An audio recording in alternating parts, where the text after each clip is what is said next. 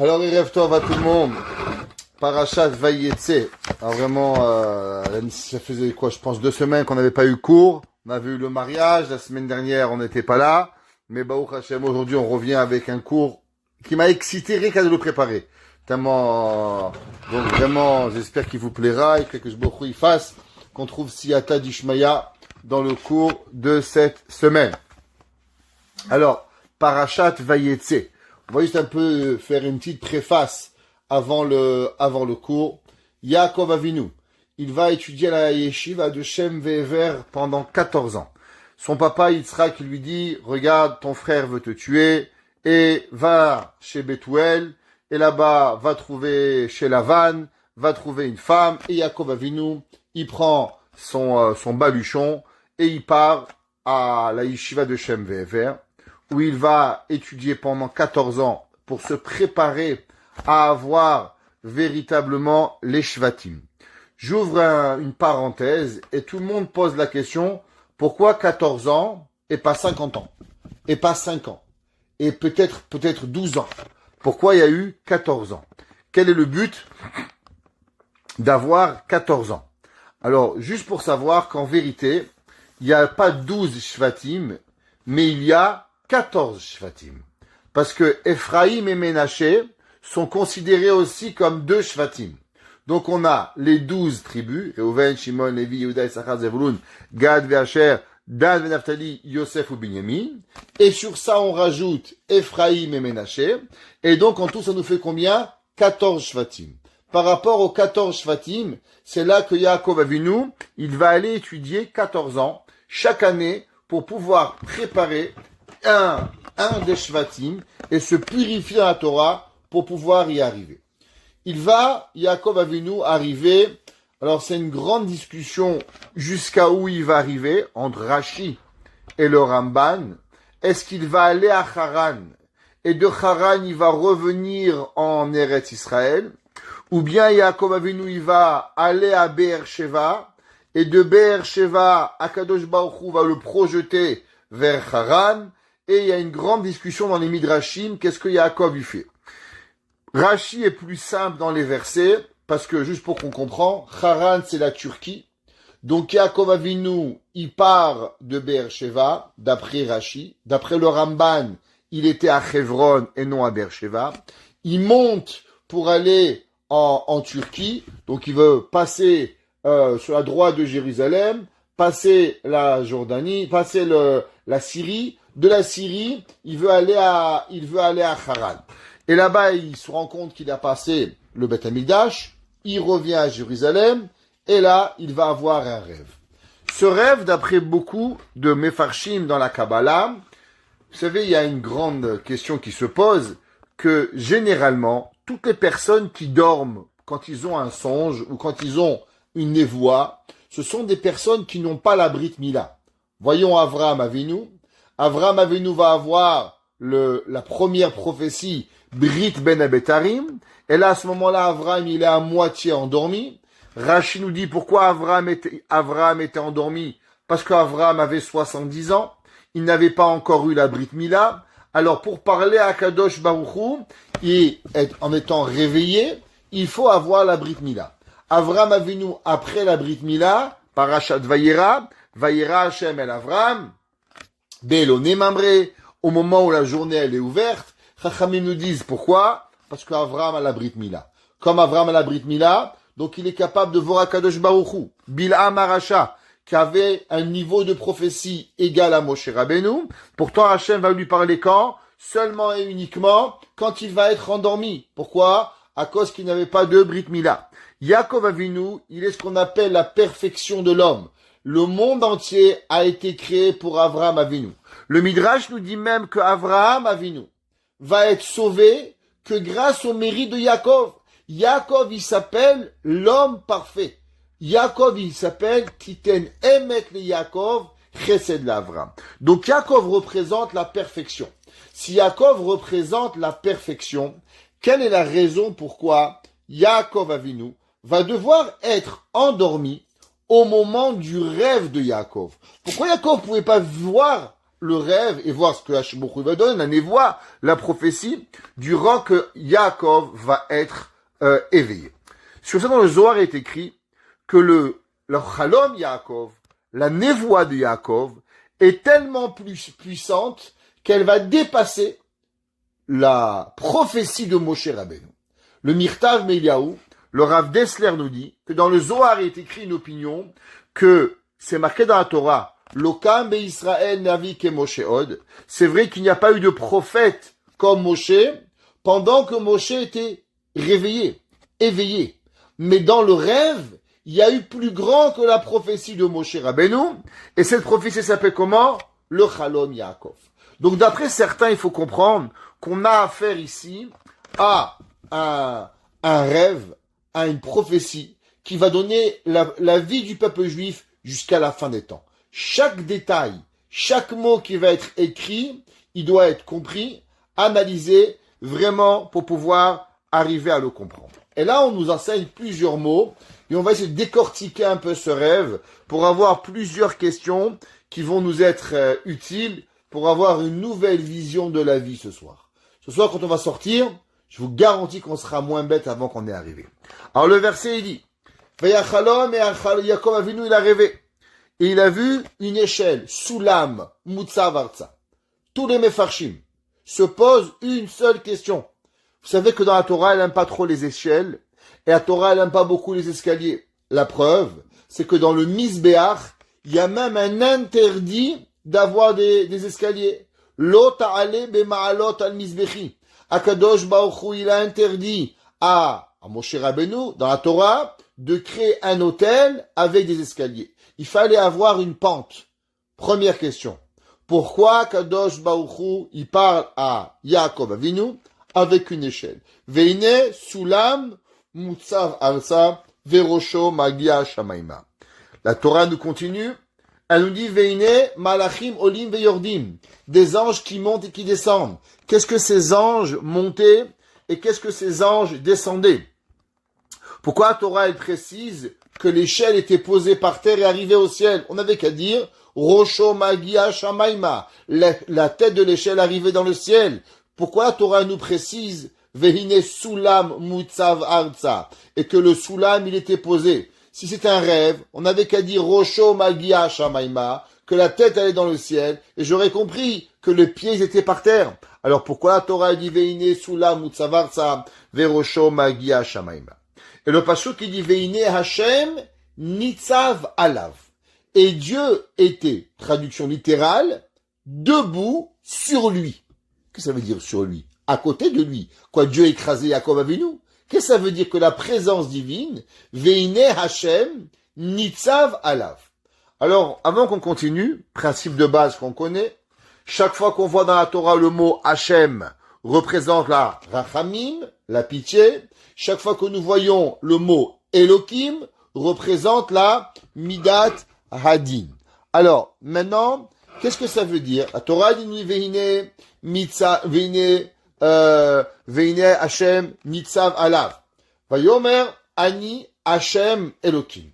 Akadosh Baruch Hu dit, je suis Hashem, Elokei Avraham, Avicha Velokei Yitzhak. Hashem, il emploie deux mots. Là, il dit Hashem, Rachamim. Après, il en prend Elohim. Elohim, c'est Midat Hadin. Alors, c'est quoi cette conjoncture de Midot qui veut dire Rachamim et Din avec Akadosh Baruch. Continuons. La Torah nous dit Haaretz asher ata shochev alea, le verset. Il dit la terre où tu te trouves est Enena, va donner à toi, à tes enfants, et Vehaya zaracha ke'afar haaretz. Et ta descendance sera comme la poussière de la terre, et tu vas te multiplier à l'est, à l'ouest, au nord, au sud, et tout le monde sera béni par toi et toutes les familles de la terre, et je vais te garder, et je vais être avec toi. Yaakov Avinu, il comprend quelque chose d'incroyable. On pourrait écrire des livres, je vous dis bien, des livres pour comprendre le marais de Yaakov Avinu. Yaakov Avinu, la Gemara nous dit qu'il va voir la Merkava. Il va voir les plus grands secrets de la Torah. Et il va comprendre le pouvoir de l'homme. Important de se rappeler. Yaakov Avinu, il dit, Achen, yesh Elokim bamakom hazeh, ve'anochi lo yadati. Il dit Rab Shimshon miastropolia. Qu'est-ce que ça veut dire? Achen yesh Elokim bamakom hazeh, ve'anochi lo yadati. Il dit, on sait que dans la Merkava, il y a un Kisei HaKavod. Dans le Kisei HaKavod, qu'est-ce qu'il y a? Il y a 4 figurines. Sont quoi les figurines? Un lion, un enfant, un aigle et la figure d'un homme. On sait que Yaakov Avinu, il a dit Achen yesh Elokim bamakom hazeh. Le mot Achen compose de 3 lettres, Aleph, Chaf, Nun, qui représente Aryeh, Kérouv, Necher. Yaakov, il dit, je viens d'apercevoir la Merkava, je viens de voir le trône d'Akadosh Baruch Hu. Et qu'est-ce que j'ai vu dans ce trône? Je savais qu'il y avait un lion, je savais qu'il y avait un chérubin, je savais qu'il y avait un aigle, mais qu'est-ce que je savais pas qu'il y avait? Va anochi, mais que moi, Yaakov Avinu, je fais partie de la Merkava, et le 4e figurine, c'est l'homme. C'est qui l'homme? La figure de Yaakov Avinu, qui est en vérité la figure de Adam Arishon, de Muto Chakuka Berkise Akavod, que son visage, il est basé, et il est gravé dans le Kisei HaKavod. Alors il dit, va anochi, mais que moi, je fasse partie de la création du monde. Lo yadati, je n'ai pas su. La Gemara dans Masechet Choulin, elle nous dit c'est quoi? Veine malachim olim veyordim. Les malachim, quand ils voyaient qu'un humain qui était posé par terre, il pouvait avoir son effigie dans le trône de Dieu, alors yordim, ils ont voulu descendre pour se venger contre Yaakov Avinu et faire du mal à Yaakov Avinu. Et Rachid dit là-bas que les malachim ont été jaloux. Incroyable que des malachim peuvent être jaloux. Ils vont être jaloux de Yaakov Avinu. Et Akadosh Baruch Hu, pour protéger Yaakov, Vehashem nitzav alav.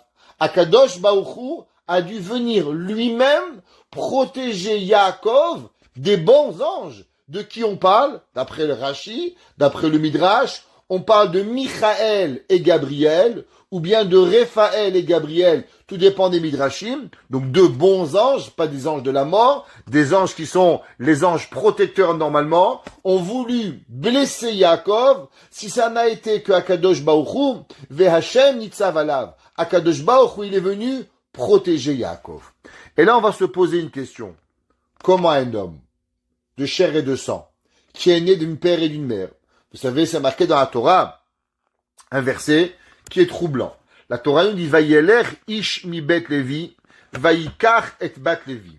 Et un homme de la tribu de Lévi va se marier avec une femme de la tribu de Lévi, et ils vont avoir un enfant, et cet enfant va s'appeler Moshe.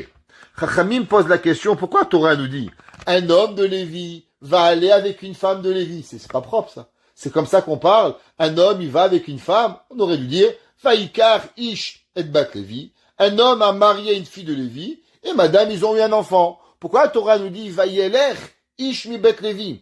Amram, la tribu de Lévi, va aller avec madame Lévi, qui s'appelait Yocheved, et ils vont avoir un enfant. C'est quoi le but de ce verset, qui est même, on pourrait dire, si la Torah ne l'avait pas écrit, on aurait dit qu'il serait même inapproprié de la façon de parler. Chachamim nous enseigne une leçon incroyable. Vous savez que l'homme le plus parfait que la Torah va connaître, il va s'appeler Moshe.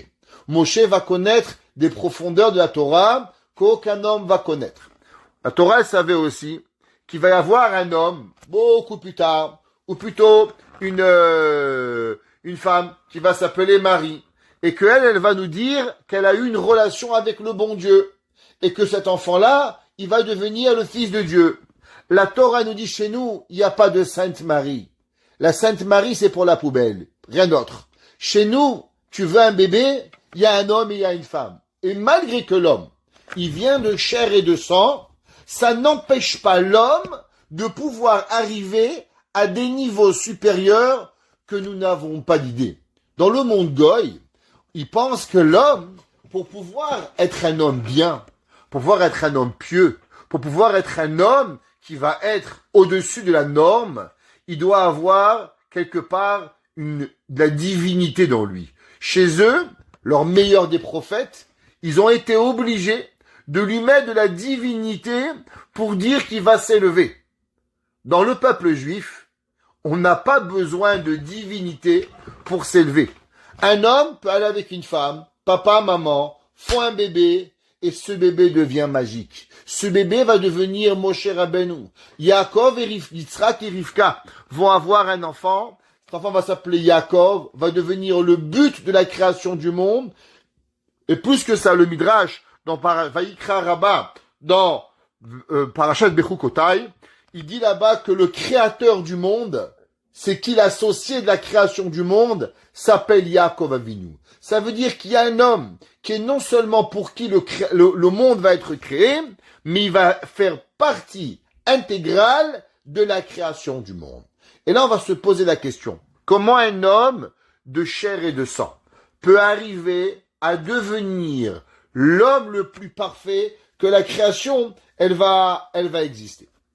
Il y a un autre verset qui nous intéresse. La Torah dit que Yaakov, il se lève le matin et il va faire un autel. Quand il va faire un autel, il va avoir de l'huile, Dieu va lui donner de l'huile. Et là, la Torah nous dit que Vayikra et Shem Hamakom Hahu Bethel. La Torah dit que Dieu, Yaakov Avinu, il va appeler l'endroit Bethel, la maison de Dieu. Bon, vous savez, la Torah, très souvent, on va trouver des noms de villes. Et il y a beaucoup de raisons quel nom de ville, pourquoi. Mais une chose que la Torah nous parle pas, c'est d'être historique. Je n'ai pas dit hystérique, hein. J'ai bien dit historique. Quand il y avait une fois un homme, il a dit, vous savez, monsieur le rabbin, ma femme, elle est historique. Il dit, vous voulez dire hystérique? Il dit, non, elle est historique. Elle me rappelle l'histoire d'hier, d'avant-hier, d'il y a 6 mois, d'il y a 10 ans. Elle est historique. Bon. Alors, la Torah, elle est ni hystérique, ni historique. La Torah nous amène des faits, et chaque fait, il est nécessaire pour apprendre quelque chose. La Torah nous dit que Yaakov, il est arrivé dans cette nouvelle place, qui était le mont du temple, Moria, et il va l'appeler comment? Bethel. Mais la Torah a dit, tu sais, la place qui s'appelle Bethel aujourd'hui, elle avait un autre nom. Elle s'appelait Luz. Et là, tout le monde se demande la question, pourquoi la Torah nous dit qu'il s'appelle Luz? Et d'abord, c'est quoi ce mot Luz? C'est un loser? C'est quoi le but? C'est quoi que la Torah elle veut nous dire? Que Ve'ulam Luz Shem Barishona. Shem Ha'ir Larishona. Qu'est-ce que ça veut dire Luz? Pourquoi la Torah nous donne le mot qui précède l'histoire et le mot avec quoi le nom de la ville que Akadosh Baruch Hu, que Yaakov Avinu, a donné à cette place-là? Troisième question.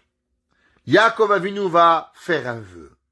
Et Yaakov Avinu, il va dire, tu sais, Akadosh Baruch Hu, si tu vas être avec moi, Im Yelokim, il m'a dit, si Dieu, il va m'accompagner, Ushmarani, il va me garder, Baderech Asher Ani Oler, dans le chemin où je vais aller, alors il me donnera du pain à manger, et des habits à m'habiller. Chachamim nous disent, pourquoi c'est marqué du pain à manger et des habits à s'habiller? Eh bien, parce qu'il y a des gens, malheureusement, ils ont plein de quoi manger. Ils ont même des magasins de nourriture. Ils ont des habits à plus en finir. Ils ont des chambres d'habits, mais ils sont jetés dans un lit où ils ne peuvent s'habiller. Un jour, j'étais avec mon épouse faire bikur cholim à une personne, et la personne nous a fait montrer des chambres d'habits. J'avais jamais vu ça. Des chambres d'habits, de sacs, de chaussures. Mais malheureusement, vous savez qu'est-ce qu'elle est?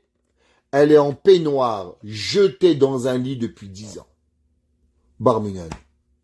Et là, j'ai compris, Yaakov Avinu, il a dit, donne-moi un costard, mais au moins que j'ai la force pour le mettre. Donne-moi du pain, mais pas pour le mettre dans l'armoire, pas comme avoir un magasin maxi, mais pas avoir des dents pour les manger. Beged lechem lechol, ou beged ilbosh, pour avoir. Et Yaakov Avinu veshavti beshalom el bet avi. Et je vais revenir à mon père. Et là, il emploie le mot shalom, veshavti beshalom. Rappelez-vous ce mot. Qu'est-ce que Yaakov, il dit veshavti beshalom? Pourquoi il n'a pas dit veshavti el bet avi? Je vais revenir à mon père. Bien sûr, si tu vas revenir, si tu vas être bien, qu'est-ce que ça veut dire veshavti beshalom? Et il dit après, vehaya Hashem l'il Elokim. Et Dieu, il sera Hashem l'il Elokim. Intéressant. Il dit à Yaakov Avinu, Hachem Havaya, Li Elohim en Din. Pourquoi il change? Une fois tu parles de Hachem, une fois tu parles de Din. Rachamim ou Din. Et Yaakov Avinu il termine et il dit à Dieu, au retour, je te donnerai la dîme à Aserenulach. Question simple, pourquoi Yaakov il parle de 2 maaser? Yaakov aurait dû parler de 1 maaser. Ve'aserenulach. Pourquoi Yaakov il doit dire Aserenulach? Malgré que d'ici il y en a qui apprennent comme quoi la personne ne devrait pas donner 10% du maaser, mais elle devrait donner 20%. Je fais pas une collecte de fonds ce soir, vous inquiétez pas, je vous demanderai rien à la fin du cours. Alors ne vous inquiétez pas, le but c'est pas de vous demander de l'argent. Mais il en reste, c'est que le Gaon de Vina il dit qu'un homme qui veut réussir en affaires doit pas donner 10%, mais doit donner 20%. Et il dit le Gaon de Vina, d'où nous apprenons le concept de doubler le maaser, Yaakov a dit Aserenulach. Ça c'est sur halakhique. Ce soir on va parler des concepts kabbalistiques de ce rêve et d'essayer de comprendre un petit peu de ce que la Torah nous dit. Alors première question, on sait que Yaakov il a dit Im Hashem Elohim il m'a dit Vehaya Hashem. On a dit Yaakov, il parle de Rachamim et il parle de Din. Alors, quelle est la raison? Rashi. Commençons toujours par Rashi. Rabbeinu Shlomo Yitzhaki. Zechuto Yagen Alenu. Rashi dit sur ça, et il dit que, en vérité, Yaakov, il a demandé 2 demandes.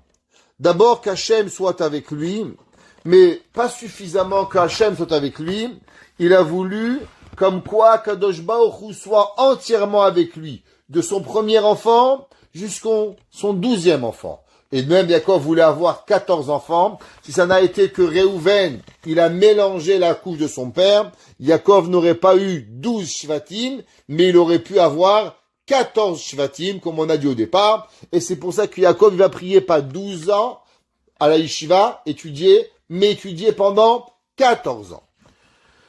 La deuxième question, comme on a mentionné, pourquoi c'est marqué Aserenulach? Et je vais donner double fois maaser. Et la troisième question, pourquoi Yaakov, il n'était pas jeune, à l'âge de 83 ans, Yaakov Avinu se réveille et il dit, maintenant je vais donner maaser. Qu'est-ce qu'il veut maaser? Il vient de se réveiller, il est pauvre, d'après le Midrash, il vient de se faire plumer, littéralement plumer par son neveu, et son neveu Eliphaz lui a tout pris. Bon, c'est facile de vouloir donner maaser de 0. Yaakov a venu d'après le Midrash, il est parti chez son père avec des millions, et là il se fait plumer, et quand t'es plumé, tu dis, bon Dieu, donne-moi de l'argent, je vais donner maaser. Et quand t'étais riche, t'as rien donné? Ouais? Vous connaissez la fameuse blague. Il y avait un jour un gars, je vois que vous dormez un petit peu, une petite blague, allez ce soir, on est sympathique. Il y a un jour un gars, il va à la synagogue, il dit, rabbin, fais-moi gagner l'auto, je te donne 50%. Et l'homme, il achète mais il perd. Il va à l'église, il dit, une chaussette, fais-moi gagner 50%. Il achète et il gagne. 2 semaines, elle passe, il revient à la synagogue, il dit, Kadosh Baruch Hu, tu savais que j'allais rien donner, tu savais, Je l'adore, cette blague. Alors, qu'est-ce qui arrive? Yaakov Avinu, pourquoi il n'a pas donné le maaser quand il est parti chez son père? Quand il a reçu 1 million, $100,000, $200,000, il donne rien. Il vient juste maintenant et il commence à vouloir nous donner. Alors, on va commencer ce soir avec un Rabbeinu Bechaye. Rabbeinu Bechaye, il vivait au XIVe siècle, avant le Harizal. Et on va voir que ce que Rabbeinu Bechaye, il va dire, il va être mentionné dans le Zohar, il va être mentionné dans Rabbi Chaim Vital, il va être mentionné dans le Maor Vashemesh. Tous les commentateurs vont utiliser la même idée de Rabbeinu Bechaye. Alors avant qu'on commence, vous savez qu'il y a une mitzvah très particulière qui s'appelle Mélavé des Malkas. Vous savez ce que c'est Mélavé des Malkas? C'est pas laver la Malka, non. Mélavé des Malkas, c'est accompagner la reine, Motzei Shabbat. On sait que Shabbat ha Malka, et il y a une mitzvah très particulière que à la fin de Shabbat, on doit faire un petit repas. Et ce petit repas, il sert pourquoi? pour pouvoir nourrir un petit os que nous avons dans le corps. Cet os que nous avons ici, que le Beth Yosef va rapporter au nom des Mefarshim, au nom du Midrash, et il dit, le Midrash, dans le Beth Yosef, au nom du Shibolé Aleket, et il dit, quelle est la raison pourquoi on mange le Motzei Shabbat? À cause qu'il y a un os dans le corps, et il dit, Hata'am she mitzvah lechol, afilu kazaïd be Motzei Shabbat, qu'en vérité la personne doit manger au moins 30 grammes de pain, mot du Shabbat, les seudat melave malka. Eve yesh ba'adam ve niskouy shemo. Il y a un petit os qui s'appelait niskouy. Et celui-là, elle ne profite du manger en rien la semaine, seulement et uniquement Motzei Shabbat. Alors c'est quoi cette mitzvah qu'on a de Motzei Shabbat, de manger ce manger-là pour nourrir cet os-là? Dans la Torah, vous allez voir que cet os, il a un autre nom. Comment il s'appelle? Il s'appelle Luz. Et c'est quoi cet os qui s'appelle Luz? Eh bien, cet os-là, il est avec quoi Kadosh Baruch Hu, il va faire la résurrection des morts. Comment? Avec quoi Kadosh Baruch Hu, il va réveiller les morts après 120 ans, Bezat Hashem, à Triat HaMetim. Eh bien, il viendra seulement et uniquement à travers cet os-là qui vient de Luz. Vous savez, la Gemara, dans Masechet Sanhedrin, la Gemara, elle demande d'où nous savons qu'il va y avoir la résurrection des morts. On parle toujours de la résurrection des morts. D'où savons-nous qu'Akadosh Baruch Hu va faire revivre les morts? Alors, la Gemara, elle ramène plusieurs versets. Le verset que les Français aiment bien, il s'appelle Vayomrou les morts. Ben, les morts, ils vont parler. Non, c'est juste une blague. Alors, Vayomrou les morts, c'est pas là qu'on apprend qu'ils vont se réveiller. Alors, c'est où on apprend qu'Akadosh Baruch Hu, il va faire Triat HaMetim.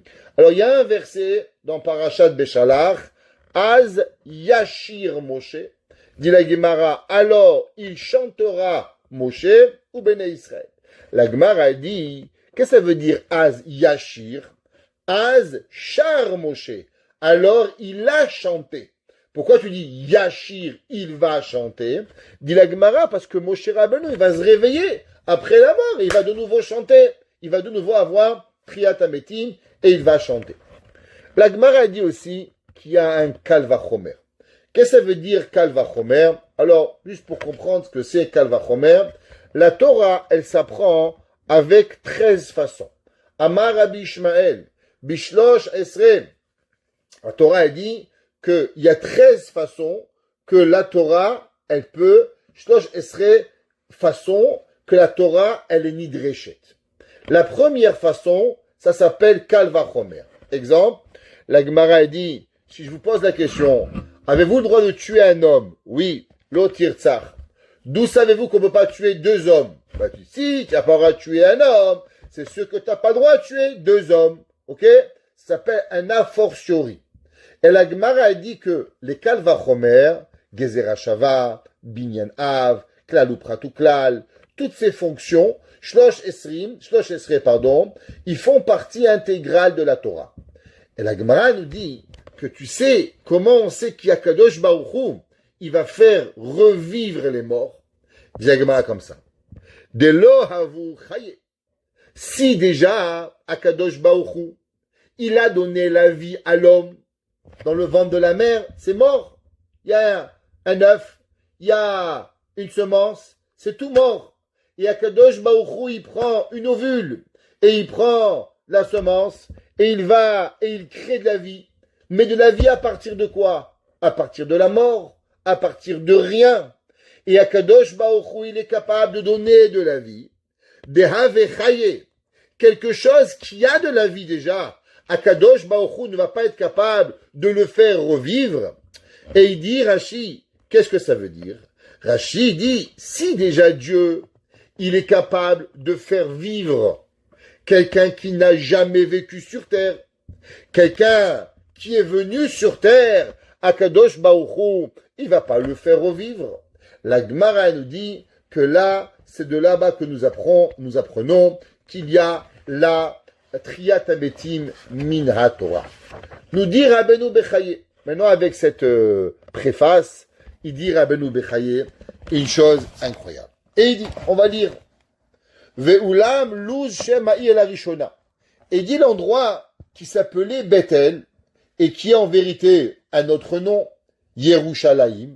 Et ce soir, vous allez apprendre dans le Midrash pourquoi Yerushalayim s'appelle Yerushalayim. C'est quoi la raison? Parce qu'elle a deux noms en vérité. Elle s'appelle Bethel, elle s'appelle Tzion. Pourquoi maintenant elle s'appelle Yerushalayim? C'est quoi ce nom de cette ville qui a tellement de noms? Montréal, ça s'appelle Montréal, mais c'est pareil, c'est Montréal. Elle n'a pas 50 noms. Ouais, Paris, ouais, c'est Zalbezach. Alors pourquoi Jérusalem, elle mérite tellement de noms? Elle mérite Tzion, elle mérite Bethel, elle mérite Luz, elle mérite Yerushalayim, elle s'appelle Moria. C'est quoi tous ces noms qu'on va donner à cette ville-là? Et il dit, le Rabbeinu Bechaye, quelle est la raison pourquoi Béhémet, la ville de Bethel s'appelait Luz? Et il dit, Vitachen Omar, ki ba katuv lirmoz lanu beshem hazeh. Akadosh Baruch Hu, il a voulu allusionner à travers cette ville, qui misait hitril haolam l'ishtakel ou l'itchadesh. Vous savez, dans le début du monde, il y a une chose que tout le monde est d'accord, juif et goy, qui avait au début un petit point, et ce petit point, il va grandir, et il va créer l'univers. C'est quoi le premier point que Akadosh Baruch Hu, il a créé, et que de ce point-là, il va avoir le monde? Il dit Rabbeinu Bechaye, eh ben le point de l'univers, c'est quoi? C'est pas Londres, où les goïms, ils ont décidé que ça va être le fuseau horaire 0, GMT. Non. Le point 0, c'est Yerushalayim. Yerushalayim est le point central du monde. Et il dit que Yerushalayim est le début de toute la création du monde. Et il dit, pourquoi il s'appelle, la Torah nous dit qu'il s'appelle Luz? Il dit de la même façon que le début et la fin de la création de l'homme, ça s'appelle l'os qui s'appelle Luz. Pareil. Tu sais c'est quoi la Torah dit comment elle s'appelle Bethel? C'est quoi la première création de l'univers? Eh bien la création de l'univers elle s'appelle comment? Elle s'appelle Luz. Que Luz c'est Yerushalayim, c'est Moria, c'est Tzion. Et c'est pour ça que la Torah nous dit que Yaakov a venu l'appeler ça Bethel. Mais en vérité, Ve'aita Shem Luz Barishona, elle s'appelait Luz à cause que Akadosh Baruch Hu avait voulu faire savoir à l'humanité, que quoi? Que tu sais ce que c'est le début du monde. Le début du monde, c'est Yerushalayim. Et il dit que de la même façon que Akadosh Baruch Hu, il va réveiller l'humanité à travers Luz, pareil, dans tout ce que Akadosh Baruch Hu, il va faire, il va nous rappeler, car Pelé, chez Triyat Ametim Yatrin Misham. D'où va commencer la résurrection des morts, comme c'est marqué dans le Navi, de Yerushalayim, de Harazitim. Pourquoi les Juifs, ils veulent tous entrer à Jérusalem? Ils ont rien à faire que de se faire enterrer là-bas. Mais vous savez, les Juifs, c'est des grands businessmen. Les Juifs perdent un jour de travail. Ça marche pas. Qui connaît pas la fameuse blague? Il y a un jour un homme, il va et il est en train de mourir et il dit, Simon, t'es là? Il dit, oui, papa, je suis là. Il dit, Jean-Jacques, tu es là? Il dit, oui, papa, Jean-Jacques, elle est là. Léa, tu es là? Il dit, oui, papa, on est tous là. Il dit, alors qui c'est qui s'occupe du magasin? Alors, les Juifs, pourquoi ils veulent tous être à Jérusalem? Parce que quand il va avoir la résurrection des morts, ils veulent les premiers à se lever. Ils veulent les premiers à repartir au travail. Ils ont envie d'être le premier au Beth Midrash, le premier à la Yeshiva, le premier au Kollel, un jour de perdu. Alors Yerushalayim, elle s'appelle Luz. Et c'est pour ça que Yaakov Avinu, il dit à Torah Ve'ulam, Luz Shem Barishona, pour t'apprendre que là-bas, c'est le début et la fin. C'est quoi la fin? La fin, ça veut dire en vérité le début de la fin. la nouvelle recréation qui va venir à Triyat Hametim.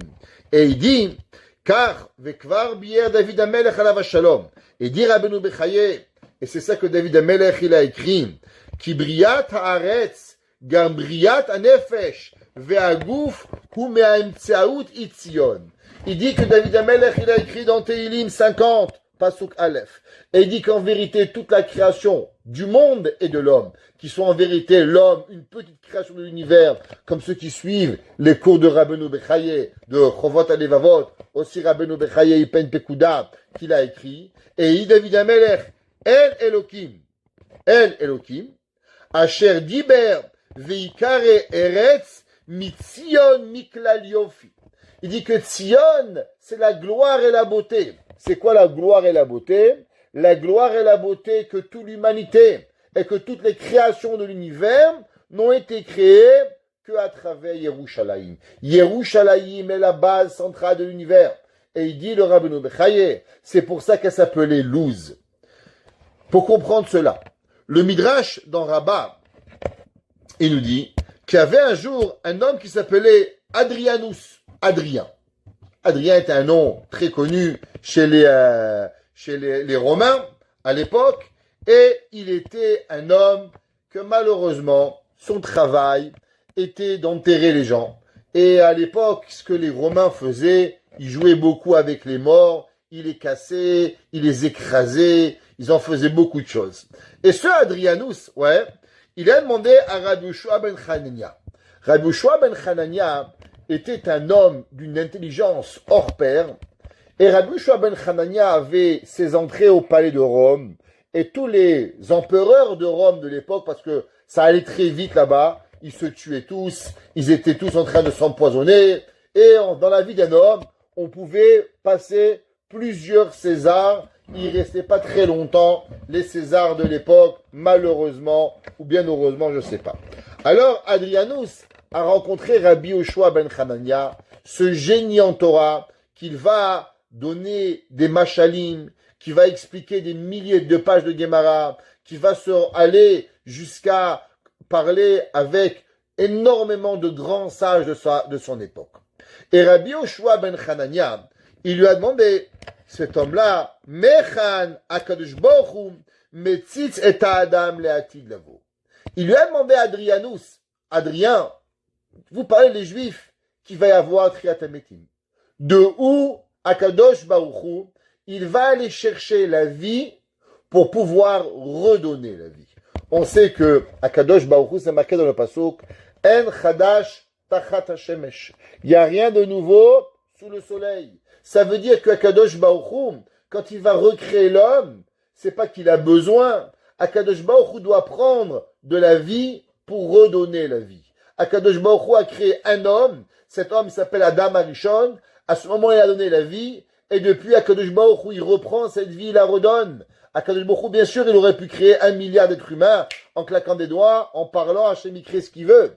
Mais il en reste qu'Hachem, s'il va faire Triyat Hametim, ça veut dire qu'il veut réutiliser les mêmes os. Sinon Hachem aurait pu juste créer des nouveaux corps. Si Hachem il veut dans Triyat Hametim relever les corps, c'est qu'il va réutiliser la matière, entre guillemets, réutiliser, recyclage. Les Juifs, on est les plus verts possibles. C'est que nous, on croit en rien au gaspillage et qu'en aucun cas, on pense même qu'on va mourir. Parce que nous, on va se recycler. On va revenir encore une fois et encore une fois. Et on croit en rien. On pense à 100% au recyclage et le peuple du verre.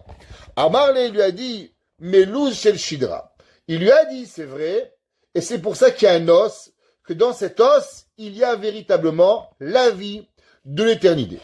Alors il lui a demandé, d'où tu sais? Comment tu peux prouver que dans l'os de Luz, il y a véritablement la vie de l'éternité? Alors il lui a demandé, amène-moi un os de Luz, de la colonne vertébrale, et je vais te faire montrer. Alors il lui a pris un os, et il lui a dit, broie-le-moi. Alors Adrien a pris l'os, a essayé de broire cet os à travers une meule. La meule s'est cassée, mais l'os ne s'est pas broyé. Alors il lui a dit, brûle-le dans le feu. Et Adrianus a pris l'os et a fait un feu pour brûler l'os. Mais l'os n'était pas en aucun cas brûlable. Alors il lui a dit, mets-le dans l'eau. Alors il a essayé de le mettre dans l'eau pendant quelques semaines pour qu'il se dissout, et l'ouz ne partait pas. Il restait aussi solide qu'il était avant. Nathan ala Sadan, veitril make ala vapatish. Il a mis sur un endroit qui s'appelle Sadan, et il a commencé à le casser avec un marteau. Nichlak Sadan, venivka patish velo chiser klum. Alors le marteau s'est cassé, l'enclume s'est cassé, mais l'os ne s'est pas cassé. Et il nous dit le Midrash que c'est là que Rabbi Yoshua ben Hanania, il a prouvé à Adrianus qu'en vérité l'os il est la vie de la personne qui va arriver. Alors pareil, Rabbeinu Bechaye nous dit que la ville de Jérusalem, elle est en vérité le début de la création du monde. Un grand rabbi de notre génération, il a continué sur ce Rabbeinu Bechaye. Il s'appelle le Rav de Tchekeve. Tchekeve, c'est une chassidut à Yerushalayim. Et il dit, vous savez, la Torah dit Ve'ulam, Luz, Shem, Ha'ir Barishona. Que veut dire le mot Ve'ulam? Pourquoi la Torah a employé ce mot Ulam? Il dit qu'en vérité, le mot Ulam, il est des rachetevot sur un mot qui dit Ve'ne'eman ata le'achayot metim. Il dit, le Tchekeve Rebbe, il dit, vous savez qu'est-ce que ça veut dire Ve'ulam, Luz? C'est parce que l'homme, il doit savoir que parmi les 13 ma'aminim, tous les jours nous disons 13 fois Reni ma'amin be'emuna shelema. On sait que nous disons depuis un an, à peu près un an et demi, le peuple juif mondialement a repris l'habitude qui est peut-être un peu perdue de dire les 13 ma'aminim pour Yissachar, Dov, Berish, notre voisin Steinmetz, qu'Akadosh Baruch Hu, Tien Nishmato Tserura Bitzroach Chaim, et qu'une campagne mondiale elle a été relancée pour Leilou Nishmato, un des 45 morts de Hebron, où ses parents ont redonné vie au Hareni Ma'amin. Il dit le Admon de Tchekevem, il dit, vous savez que ça veut dire Ve'ulam? Ve'ulam, c'est pour nous rappeler Ve'ani Ma'amin. Ve'ata Ne'eman, Le'achayot Metim. L'homme, il doit se rappeler, quand il entend le mot Luz, qu'est-ce qui lui vient à la tête? Que Akadosh Baruch Hu, il va donner la vie à la personne. Et Béhémet, c'est marqué dans Rabbi Chaim Vital. Ce qu'on dit au nom de Rabbeinu Bechaye, Rabbeinu Chaim Vital, au XVIe siècle, Talmid du Harizal. Et il nous dit en vérité, que veut dire Ve'ulam Luz Shemaim? Et il dit, Av Shamarti Shenikrat Betel. Il dit Rabbi Chaim Vital, malgré que l'on sait que la ville, la place, s'appelle Bethel, il dit maintenant, il faut savoir, Sarir Shetikra Ir Yerushalayim. Il dit, il faut savoir qu'elle s'appelle comment? Elle s'appelle Yerushalayim Luz. Pourquoi? Pour nous rappeler que de Jérusalem sortira la résurrection des morts. Et là-bas, le nom d'Akadosh Baruch Hu, il va être appelé Bethel. Et il dit, et pourquoi elle s'appelle Béhémet Luz? Pour nous apprendre deux raisons. Il dit Rabbi Chaim Vital, c'est quoi Ve'ulam Luz Shemaim? Et il dit, la première, écoutez bien, Chikodem Lachen, il dit, il faut savoir que jusqu'à Yaakov Avinu, il y avait une place où les gens mourraient jamais. La place de l'éternité. Quand on était petit, on nous raconte des histoires qu'il y avait des places où les gens mourraient pas. Eh ben, dit Rabbi Chaim Vital, ça existait. Il y avait une place dans le monde où les gens pouvaient vivre millénaires, où les gens pouvaient vivre à l'éternité. Elle s'appelle comment cette place de l'élixir de la vie, où l'homme ne mourrait jamais? Elle s'appelait Luz. Et il dit pourquoi? Ki aïlachen ata mita mitsuya bechol haolam zulati be'ir anikra Luz besefer shoftim. Il dit que dans la ville de Luz, elle n'existait pas la mort. Pourquoi? À cause que le Malach Hamavet ne pouvait avoir accès à la ville de Luz. Et il dit, c'est pour ça que Yerushalayim s'appelle Luz. Il dit pourquoi? Eh bien, parce que la mort, c'est pas juste qu'on est mort. Pour dire à Rabbi Chaim Vital que la mort, vous savez ce que c'est la mort? C'est un statut qui se réveille tous les jours. il faut rester mort. Les vivants, ils veulent vivre. Et même les morts, ils veulent vivre. Et si c'est pas que la mort, elle se répétait tous les jours, eh ben alors les morts, ils avaient la force de se réveiller. Alors, la ville de Luz, dit le Rabbi Chaim Vital, précédemment, Yaakov Avinu, la ville de Luz n'avait jamais de mort. Et au moment où Akadosh Baruch Hu, il va ramener Mashiach, alors il faut savoir qu'Hachem va enlever le Malach Hamavet, et alors les morts ils vont se réveiller. Akadosh Baruch Hu va permettre aux morts de se réveiller. Et il dit, et pourquoi la deuxième raison, Rabbi Chaim Vital, il dit au nom du Zohar, dans Parashat Toldot, il dit qu'on sait que la résurrection des corps, ouais, elle vient à propos du petit os, comme on a mentionné, qui est comme la séor, qui est comme la levure dans le pain. Pour avoir du pain, il faut de la levure. Pareil, c'est quoi la vitalité du corps, qui est la levure de l'homme? Eh ben, la levure de l'homme, c'est quoi? Eh ben, c'est le petit os qui s'appelle Ouz. Et veu etzem kayam leolam. Il va jamais pourrir. Et il dit, c'est pour ça qu'il s'appelle aussi Bethuel. C'est quoi Bethuel? Bethuel, c'est Bito-El, Bet-El, qui s'appelle véritablement la maison d'Akadosh Baruch Hu. Mipadan Aram, Vaya'an bo, Tluya Tria Nikrazman, Atria Luz Hashem Ha'etzemai. Elle dit, c'est pour ça qu'en vérité, la maison de Dieu, elle se régénère à chaque moment. À chaque moment, le Yerushalayim, la vie de Dieu, entre guillemets, la vie chez nous, d'Akadosh Baruch Hu, elle est entièrement et en constante de vie, parce qu'elle s'appelle Luz.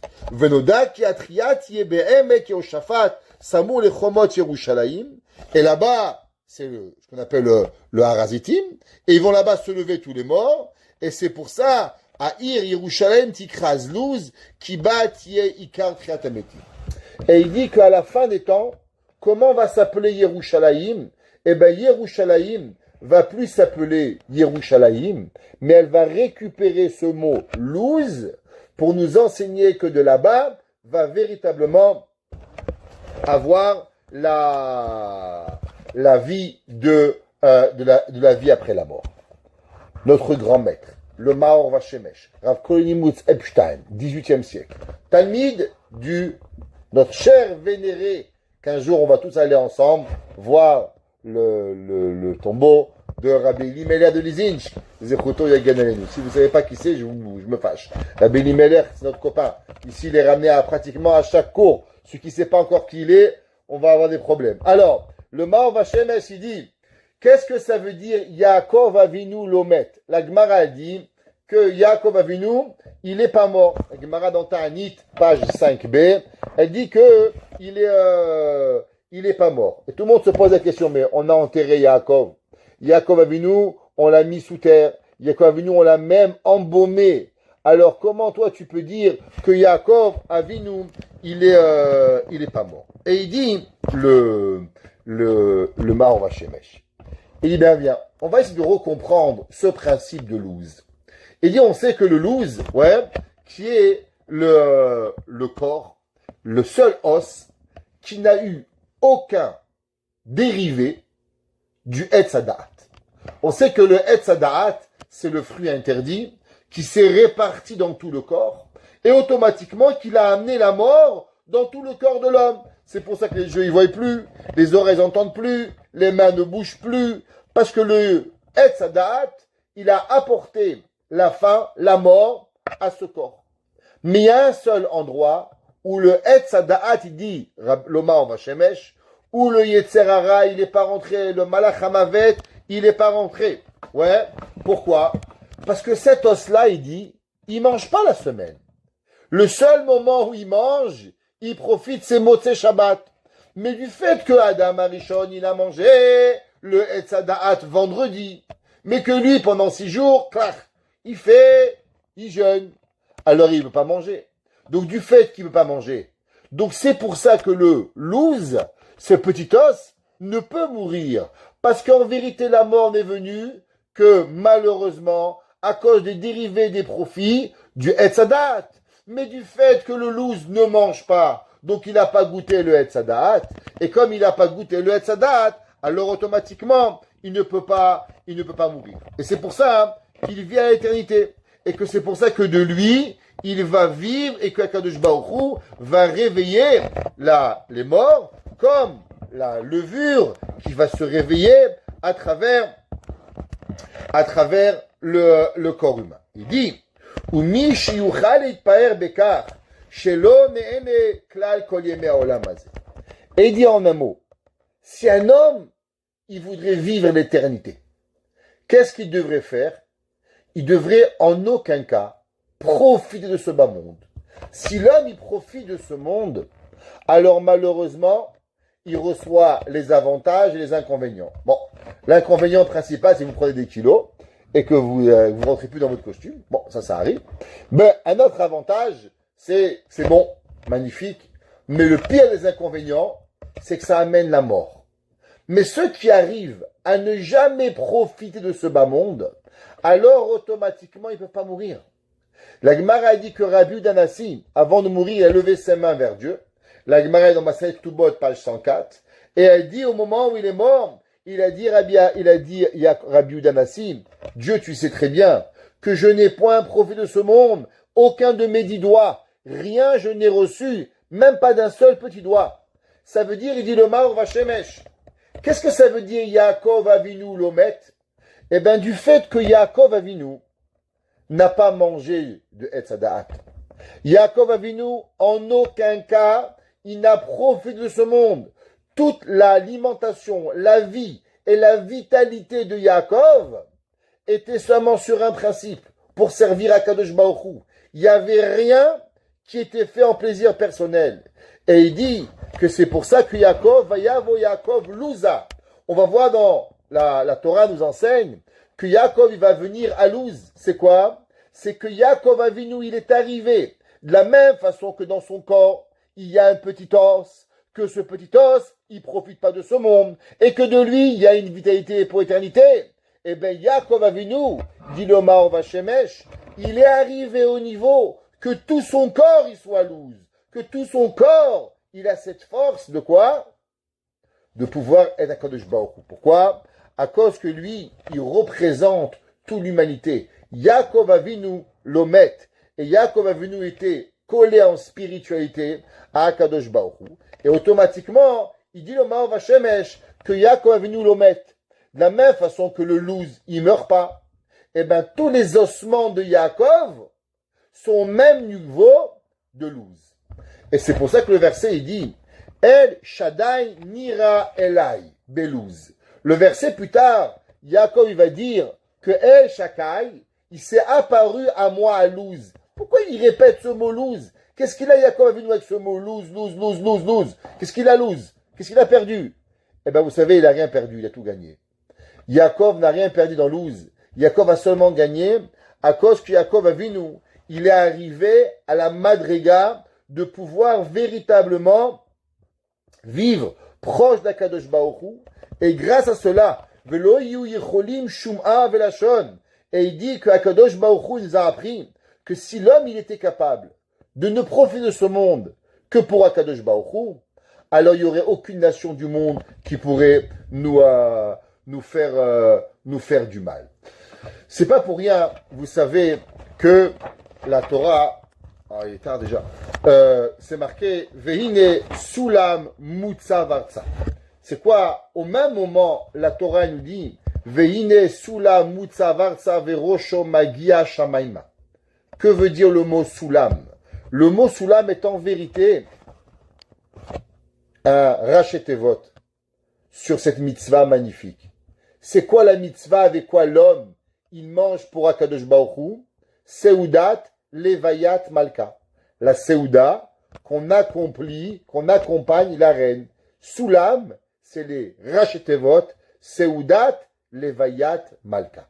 Il dit à Akadosh Baruch Hu, tu sais comment Yaakov Avinu, il peut arriver, Veine Sulam Mutsavarza, Verosho Magia Shamaima. Il dit pourquoi? À cause qu'en vérité, Soulam, Soudat Levayat Malka. C'est incroyable. Si l'homme il savait ce que c'était la Souda de Melavé des Malka, il se donne la vie à l'éternité. Mais où elle est? Mutsavarza. Il dit, tu sais où il est le Irin Kadishin, le rabbi de Rouzine. Il dit, Le problème, il est que les gens, Soulam, Rachetevot, Seudat Levayat Malka, Mutsavarza. La terre, les gens pensent qu'elle vaut rien. Mais en vérité, où est-ce qu'elle est la Seudat Levayat Malka? Verosho Magia Shamaima. Mais en vérité, elle arrive et elle est totalement dans la terre, dans la vie. Il faut savoir que la Mélavé des Malka, elle a un niveau incroyable. Vous savez, au début, on a dit que pourquoi elle s'appelle Yerushalayim, Yerushalayim. J'accélère parce que c'est la fin, mais je pourrais parler encore 4 heures. Et je sais qu'il est déjà tard, on a commencé tard. Le Midrash, il nous enseigne et il nous dit pourquoi Yerushalayim s'appelle Yerushalayim. Alors, vous savez, c'est marqué qu'il y a 2 personnages qui vont appeler cette ville avec un nom. Le premier, ça va s'appeler Avraham Avinu. Avraham Avinu, c'est marqué qu'il a appelé Vaikra Shem Amakom Ahu Hashem Yireh. Hashem, il a appelé l'endroit Hashem Yireh, l'endroit où on voit Dieu. C'est là que Avraham Avinu, il a appelé Yerushalayim. Comment il a appelé? Yireh. Il y avait un autre homme qui va l'appeler comment? Qui s'appelle Shem. Ou Malki Tzedek Melech Shalem. C'est quoi Melech Shalem? Dit Rashi Yerushalayim. Alors Dieu, il a dit, c'est pas juste. Si je l'appelle Yireh, Avraham, il va être content. Shem, il va être triste. Si je l'appelle Shalem, alors il va être content, Shem ben Noach, et Yerushalayim va pas être content. Alors, Yireh et Shalem, Yerushalayim. Ah, bam. Et il dit, le Midrash, c'est pour ça s'appelle Yerushalayim, pour faire une conjoncture entre les 2 mots, entre le mot de Avraham et le mot de quoi? Et le mot de Shem ben Noach. Mais le Midrash dit, vous savez qu'en vérité, on ne peut pas appeler Yerushalayim, on doit appeler Yerushalem. Le vrai nom, c'est Yerushalem, pas Yerushalayim. Alors, Behemet, pourquoi il s'appelle Yerushalayim? Alors, le Mégalé Amoukot, il nous apprend quelque chose d'incroyable. Il dit que c'est quoi le Yud, d'où il a sorti ce Yud de Yerushalayim, et pourquoi on l'appelle pas Yerushalem, comme dit le Midrash, malgré que dans beaucoup de Midrashim, vous allez voir, jamais le mot Yerushalayim, sans Yud, Yerushalem, c'est pas Yerushalayim. Pour comprendre ça, il faut comprendre un verset. La Torah, elle nous enseigne, dans Parashat Bereshit, c'est marqué, Vayetzer Hashem Elokim et Adam. Et, Vayetzer, et il a créé, il a formaté, Hashem Rahamim, Elokim Din, et Adam, l'homme, Afar Mina Adama, la poussière de la terre. Et là, Rashi s'est posé une question. Rashi dit, je comprends pas. Comment ça se fait que c'est marqué Vayitzer avec 2 Yud? On aurait dû dire Vayitzer, un Yud. Pourquoi la Torah a écrit Vayitzer, Hashem Elokim et Adam, que Akadosh Baruch Hu, il a mentionné la création avec 2 Yud? Avant de continuer, il faut comprendre un principe. Dans le début de la création du monde, Akadosh Baruch Hu n'emploie jamais le mot Hashem. Akadosh Baruch Hu emploie seulement le mot Elokim. Bereshit bara Elokim, vayomer Elokim. Dit le Midrash, pourquoi Akadosh Baruch Hu, il va utiliser, le Zohar s'est rapporté, qu'Akadosh Baruch Hu n'emploie que le mot Elokim et pas le mot Hashem. Dit le Zohar du fait qu'Akadosh Baruch Hu va venir un temps où il va tout détruire. Alors du fait qu'il va tout détruire, Akadosh Baruch Hu ne peut appliquer le mot Rachamim, Hashem. Parce que le mot Yudke Vavke veut dire Haya, Hove, Veye, passé, présent, futur. Mais du fait qu'à un moment des temps, Akadosh Baruch Hu, il va détruire l'univers. Alors Akadosh Baruch Hu ne peut donner son nom, dit le Zohar, à la création du monde avec Shem Havaya. Parce que Shem Havaya, il représente l'éternité. Et l'éternité ne va pas exister sur le monde. Donc c'est pour ça que Akadosh Baruch Hu a employé quel mot? Le mot Elokim. Elokim qui représente quoi? La rigueur. Rigueur veut dire quelque chose qui a un début et quelque chose qui a une fin. Pourtant, au moment où Akadosh Baruch Hu il crée l'homme, qu'est-ce qu'Hachem il emploie? Hachem il emploie le mot Hachem. Vayitzer Hachem Elokim. Akadosh Baruch Hu il va créer Hachem Rahamim Elokim Din et Adam Minafar. Se pose la question Rashi. Je comprends pas. Comment Hachem il a pu écrire le mot Hachem? Mais l'homme il va périr, l'homme il va mourir. Si l'homme il va mourir, alors comment se fait-il que Akadosh Baruch Hu, il a écrit le mot Hachem dans la création du monde? Et il dit Rashi, Pirej Rashi Vayetzer, Shte Yetzirot. Akadosh Baruch Hu, il a créé l'homme de deux créations. Yetzira la olam hazeh ve yetzira et triyat hametim. Il dit Rashi, mais tu n'as rien compris, Baba. Toi, tu t'es demandé la question comment ça se fait que Akadosh Baruch Hu, il a pu écrire le mot Hachem dans la Rachamim, dans la création de l'homme. Ben, je t'explique pourquoi. Parce que l'homme n'a jamais été créé pour vivre seulement dans un monde. L'homme, il a été créé depuis le départ pour vivre dans combien de mondes? Dans deux mondes. Olam hazeh et dans le monde qui viendra après la résurrection des morts. C'est pour ça qu'il dit Rashi, que la Torah l'a écrit Vayitzer, de Yud. C'est pour ça qu'il y a Hachem et Elohim. Hachem c'est Rahamim, qui représente été et sera. Ça veut dire que Akadosh Baruch Hu Behemet, la seule créature qui sera à l'éternité, sera l'humain. Et maintenant vous comprenez. Pourquoi dans Yerushalayim il y a un Yud? Parce que Yerushalayim représente Yir'a, représente la peur, la crainte, représente le din. De l'autre côté, Shalem représente la plénitude, représente Behemet la shlemut, quelque chose de complet. Mais comment on peut arriver de complet? Seulement quand nous avons le Yud dans Vayetzer, qui est quel le mot Vayetzer? Le Yud de Vayetzer, c'est le Yud de la création de l'homme à l'éternité. Non seulement dans le Olam hazeh, mais aussi dans le monde après Triyat hametim, qui est la même lettre de Yud Ke Vav Ke, la première lettre d'Akadosh Baruch Hu qu'il a créé ce monde. C'est pour ça qu'il nous dit Rashi, que Behemet, tu sais comment nous dit le Zohar, et c'est marqué dans le Megalé Amukot. Le Megalé Amukot, il dit dans Parashat Naso, pourquoi Akadosh Baruch Hu il a rajouté un Yud dans Yerushalayim, quand il aurait été appelé Yira et Shalem? À cause que Akadosh Baruch Hu il a promis. Tu sais qu'est-ce qui va se passer dans Jérusalem? Eh bien, Jérusalem sera l'endroit où l'homme il pourra avoir l'éternité. L'homme où Akadosh Baruch Hu il va donner véritablement tout ce que l'homme il pourra avoir. Toute la vie de l'éternité de l'homme, elle sera donnée à l'homme par rapport à ce que l'homme il va arriver. Et pourquoi Adam, Avram, Yaakov Avinu, il va avoir deux maaser? C'est quoi les deux dîmes qu'Yaakov va avoir? Eh bien, parce que Yaakov, il va dire à Kadosh Baruch Hu, je suis arrivé à un niveau de perfection. Je suis arrivé à un niveau où mon corps, il est loose. C'est quoi loose? Où mon corps, il est véritablement entièrement à Kadosh Baruch Hu. Yaakov l'omet. Alors, si Kadosh Baruch Hu, tu m'aides, c'est pas seulement dans ce monde-ci que je vais donner la dîme. Non seulement dans le monde où je vis, mais même après ma résurrection des morts, alors à Kadosh Baruch Hu, je serai avec toi. Et c'est quoi le maaser? Le maaser, c'est le symbole de quoi? C'est le symbole du Yud. Yaakov, il dit, Aser, Aser enulach. Si toi, Hachem, tu es avec moi, alors ça me permettra non seulement de vivre dans le Yud, dans ce bas monde, mais ça me permettra aussi de vivre dans le monde après la Triyat hametim. Et c'est ça que Yaakov Avinu nous a enseigné. Le songe de Yaakov, il était seulement une seule chose. Yaakov Avinu Akadosh Baruch Hu, il a voulu lui faire montrer le potentiel de l'homme.